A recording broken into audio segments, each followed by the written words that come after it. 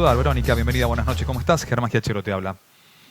Buenas noches, Germán. ¿Cómo estás? ¿Me escuchas bien? Muy bien, gracias por recibirnos, Verónica. Queremos conocer un poco más en detalle cómo se llega a esta sentencia. ¿Cuál fue el hecho que origina la denuncia y las derivaciones que tuvo hasta ahora?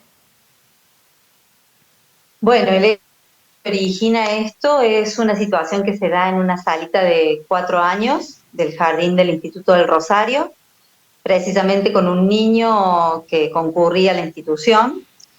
Eh, Cuando él tenía 4 años empezó a tener manifestaciones físicas, de, por ejemplo, tener náuseas, vómitos, entre otras cuestiones, enuresis diurna, que implica eso ir al jardín, antes de ir al jardín se hacía pis, Ujú. bueno, entre esas manifestaciones los papás decidieron, como el niño no se manifestaba verbalmente, los papás decidieron llevarlo a un psicólogo que les advirtió sobre que tenían que hacer algo con esta situación, entonces les pidió que lo llevaran a algún tipo de institución o en algún otro lugar en donde este niño pudiera compartir con otros chicos que no sean los del jardín.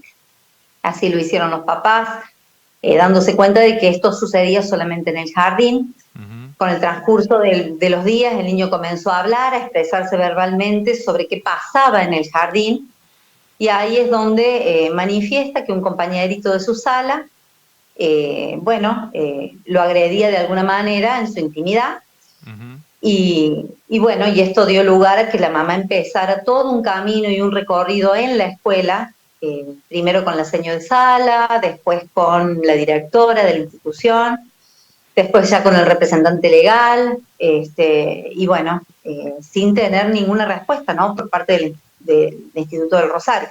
Ujú. Entonces, la mamá cada vez más insistente, dieron intervención a la CENAF, en la CENAF llamaron a las familias que concurrían, de los niños que concurrían a esa sala, y bueno, allí empezaron otros papás también a hablar de que eso no solamente había sucedido con este niño, sino con otros niños de la misma sala, y siempre el autor era otro niño de 4 años. Entonces, los papás concurrieron a la escuela, hicieron una queja que fue pública, que incluso tuvo cobertura de los medios locales, y la decisión de la escuela fue expulsar a este niño de 4 años de la institución, y no solamente a él, sino también a su hermano, que concurría en ese momento a sexto grado. ¿El Estamos argumento cuál hablando. fue, Verónica? ¿Cuál fue el argumento que esgrimieron para expulsarlos a ambos en ese momento? Eh, en ese momento fue por carta documento la expulsión, y el argumento tuvo que ver con que el comportamiento de los padres fuera de la institución dejaba mucho que desear con los valores que creía la escuela que debían tener. Ujú.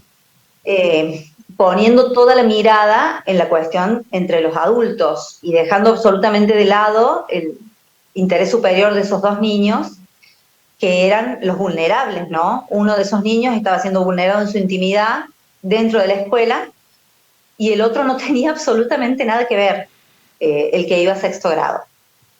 Este, Eso fue fines del año 2019, luego vino la pandemia, y a mediados del año 2021 viene a verme la mamá al estudio contándome que habían hecho un recorrido con sus dos hijos, que habían ido al psicólogo porque esta situación les había traído todo un momento de mucho dolor en la familia, Ujú. de un niño, sobre todo el que iba a sexto grado, que no entendía la decisión de la escuela, que no entendía por qué le sucedía esto a él, que él era un alumno ejemplar, había sido candidato a la bandera papal, con todo lo que eso significa, sus valores, un recorrido en la escuela, un niño que había obtenido medalla de plata en las Olimpiadas de Matemáticas, excelente alumno.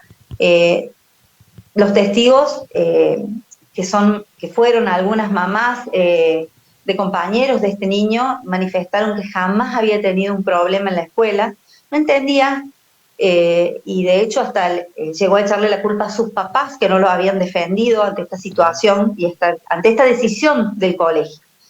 La mamá vino con un recorrido de un psicólogo y de una necesidad de encontrar una respuesta en la justicia, y ahí empezó mi camino, tratando de ayudarlos a ellos, tratando de de juntar todas las pruebas que necesitábamos para que se pudiera comprobar el daño que estos niños habían tenido por la decisión de expulsión de la escuela. Fueron dos los hechos antijurídicos. Uno es la desidia ante este camino de la mamá de pedir por favor que alguien cuidara a su hijo menor dentro del jardín por lo que estaba sucediendo en esa sala, precisamente cuando estos niños iban al baño. Y el otro hecho antijurídico que fue acreditado y probado en autos fue, bueno, la acción de expulsión y el daño que esta acción antijurídica produjo, daño psicológico y moral en estos niños. Y se llegó entonces a esta Tienen sentencia. 9 y 15 años. Se llegó a esta sentencia de abonar el colegio 12 millones de pesos, ¿es así? Sí, casi esa suma.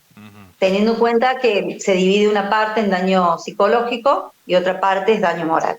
Pero sí, esa es la suma que prácticamente esa suma es la que debe abonar el colegio, y además la sentencia extiende, digamos, la responsabilidad de la compañía de seguros que se llama la Meridional, y no solamente eso, sino que la sentencia de alguna manera intenta reparar el daño y recomponer a los niños en la situación en la que estaban antes de que el daño se haya provocado, otorgándoles la posibilidad de volver a la escuela, ¿no?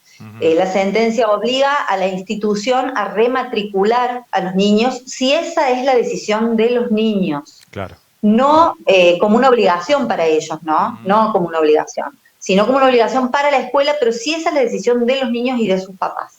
¿Hubo en algún momento, una sentencia ¿hubo en algún momento, no sé, alguna palabra, no sé si de arrepentimiento o de reconocimiento de la situación por parte de autoridades del colegio?